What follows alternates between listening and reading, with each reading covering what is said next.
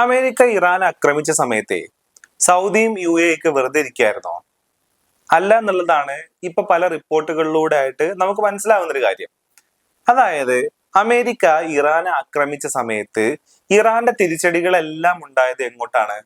ഈ UAE-ലും അതേപോലെ തന്നെ സൗദിയിലും കുവൈത്തിലും ഖത്തറിലും ബഹ്റൈനിലൊക്കെ ഉള്ള US ബേസുകളിലേക്കാണ്, US കേന്ദ്രങ്ങളിലോട്ടാണ്.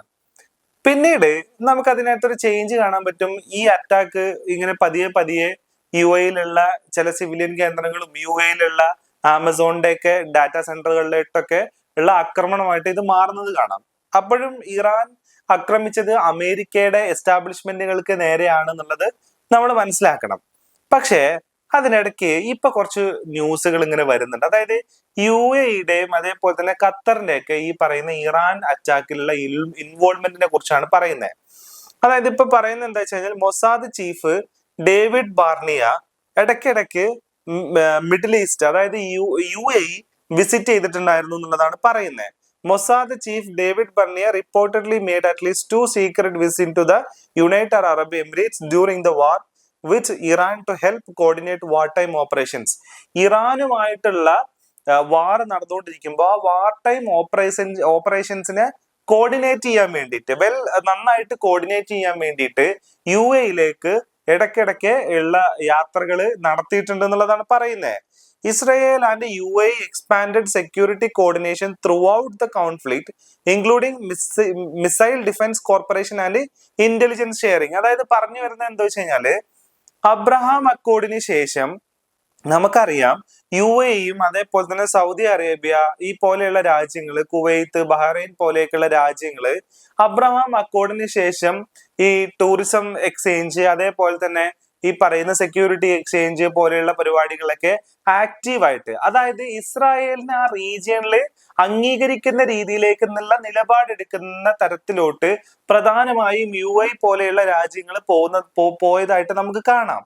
അതായത് ഇസ്രായേൽ എന്ന് പറയുന്ന രാജ്യത്തിനെ ഞങ്ങൾ അംഗീകരിക്കണം എന്നുണ്ടെങ്കിൽ ആദ്യം 1962 ആ ഒരു കാലഘട്ടത്തിൽ ഉണ്ടായിരുന്ന അതിർത്തിയിലോട്ട് ഇസ്രായേൽ തിരിച്ചു പോകണം എന്നുള്ളതാണ്. അതായത് 2 നേഷൻ തിയറി. ഫലസ്തീൻ സ്വതന്ത്രമായതിനു ശേഷമേ ഞങ്ങൾ ഇസ്രായേലിനെ അംഗീകരിക്കൂ എന്നുള്ള നിലപാടിലോട്ടാണ് അന്നത്തെ GCC രാജ്യങ്ങൾ പോയിട്ടുണ്ടായിരുന്നത്. അതിനെ ഡയലൂട്ട് ചെയ്യാൻ വേണ്ടിയിട്ടാണ് യഥാർത്ഥത്തിൽ 2020-21 ആ ഒരു കാലഘട്ടങ്ങളിൽ ഈ പറയുന്ന ട്രംപ് അധികാരത്തിൽ വന്നപ്പോ അബ്രഹാം അക്കോർഡ് എന്ന് പറയുന്ന ഒരു അക്കോർഡ് ഉണ്ടാക്കിയിട്ട് ഇവരെല്ലാം കൂടെ കോർത്തിണക്കാനുള്ള ഒരു ശ്രമം ഉണ്ടായ. അപ്പൊ അന്ന് അതിൽ ആക്റ്റീവായിട്ട് ഇൻവോൾവ് ആവുകയും ആക്റ്റീവായിട്ട് പാർട്ടിസിപ്പേറ്റ് ചെയ്യുകയും ആ ഒരു അക്കോർഡിനെ 100% അന്ന് നിലവിൽ വരുത്തുകയും കൂടെ ചെയ്തിട്ടുണ്ടായിരുന്നത് UAE ആണെന്ന് കാണണം. പക്ഷേ അന്നും തന്നെ ഖത്തറും അതേപോലെ തന്നെ സൗദി അറേബ്യ പോലുള്ള രാജ്യങ്ങൾ പൂർണ്ണമായും ഇസ്രായേലിനെ അംഗീകരിച്ചിട്ടുണ്ടായിരുന്നില്ല. അവര് ഫലസ്തീനെ സ്വതന്ത്രമാക്കിയാൽ മാത്രമേ അന്ന് ഇസ്രായേലിനെ ഞങ്ങൾ അംഗീകരിക്കത്തുള്ളൂ എന്ന നിലപാട് അന്ന് അവരെടുക്കുന്നുണ്ടായിരുന്നു. അപ്പോ UAE ആണ് അതിൽ ഏറ്റവും ശക്തമായിട്ടുള്ള നിലപാട് എന്നതിനേക്കാൾ ഉപരി ഇസ്രായേലിനെ പൂർണ്ണമായിട്ടും അംഗീകരിക്കുന്ന നിലയിലോട്ട് കാര്യങ്ങൾ കൊണ്ടുപോയെന്ന് കാണണം.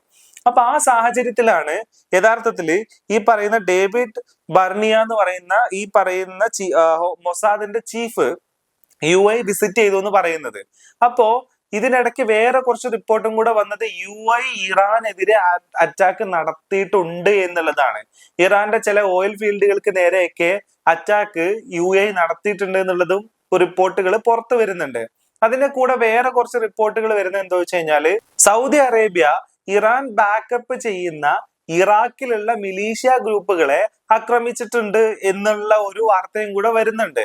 അതായത് സൗദി അറേബ്യ ഇറാഖ് അതിർത്തിയിലുള്ള ഇറാൻ ബാക്കപ്പ് ചെയ്യുന്ന മിലീഷ്യ ഗ്രൂപ്പുകൾക്ക് നേരെ സൗദി അറേബ്യ അറ്റാക്ക് നടത്തിയിട്ടുണ്ട് എന്നുള്ള വാർത്തയും കൂടെ വരുന്നുണ്ട്.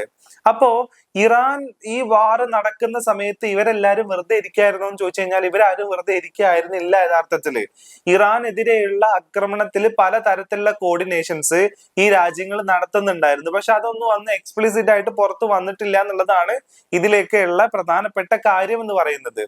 ഇപ്പൊ നമുക്കറിയാം, ഇപ്പോ ഈ സീസ് ഫയറിന്റെ ഇടയ്ക്ക് തന്നെ ഇറാൻ ആക്രമിച്ചേക്കുന്നത് UAE-നെയും അതേപോലെ തന്നെ UAE-യുടെ ഫുജൈറ ഫോർട്ടുകളൊക്കെയാണ് ആക്രമിച്ചിരിക്കുന്നത്. എന്തുകൊണ്ടാണ് UAE-ക്ക് നേരെയുള്ള ആക്രമണം ഇറാൻ കൂടുതൽ ശക്തമാക്കുന്നത്? എന്തുകൊണ്ടാണ്? ഇസ്രായേലുമായിട്ടുള്ള അടുപ്പം തന്നെയാണ് അത് കാരണം.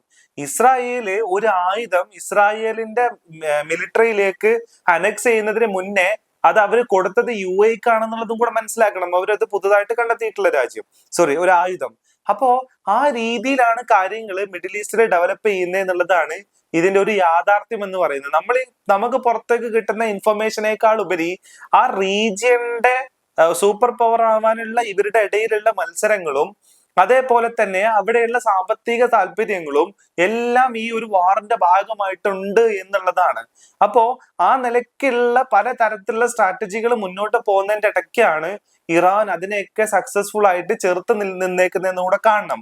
അപ്പോ അത് ആ രാജ്യത്തിന്റെ ഡിപ്ലോമാറ്റിക് റിലേഷൻ അവരുടെ നിലനിൽപ്പിന് വേണ്ടിയിട്ടും ആ റീജിയനിലെ ഒരു പ്രധാന ശക്തിയാവുന്നതിന് വേണ്ടിയിട്ടും അവരെടുക്കുന്ന നിലപാടുകൾ അത് അങ്ങനെ തന്നെ വിട്ടുകഴിഞ്ഞാലും പക്ഷേ ഇതിന്റെയൊക്കെ തിരിച്ചടി ഒരു വിധത്തിൽ അല്ലെങ്കിൽ വേറൊരു വിധത്തിൽ അനുഭവിക്കുന്നത് നമ്മൾ തന്നെയാണ്. കാരണം എത്രയോ പാവപ്പെട്ട പ്രവാസികള് അവിടെ ബിസിനസ് ആയിട്ടും സാധാരണ തൊഴിലായിട്ടും ഒക്കെ ജീവിക്കുന്നുണ്ട് UAE എന്ന് പറയുന്നത്. UAE എന്ന് പറയുന്നത് ഏറ്റവും കൂടുതൽ മലയാളികളുള്ള ഒരു സ്ഥലം കൂടിയാണ് UAE എന്ന് പറയുന്നത്.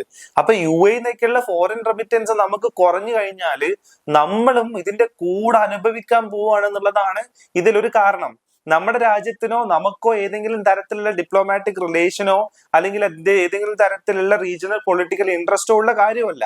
പക്ഷെ നമ്മുടെ ഒരു വലിയ സമൂഹം അവിടെ ഉള്ളത് കൊണ്ട് തന്നെ ഈ കാര്യങ്ങളെല്ലാം നമ്മളെ കൂടെ ബോധേഡാക്കുന്നു എന്നുള്ളതാണ് ഇതിലെ ഒരു പ്രധാനപ്പെട്ട കാരണം എന്ന് പറയുന്നത്.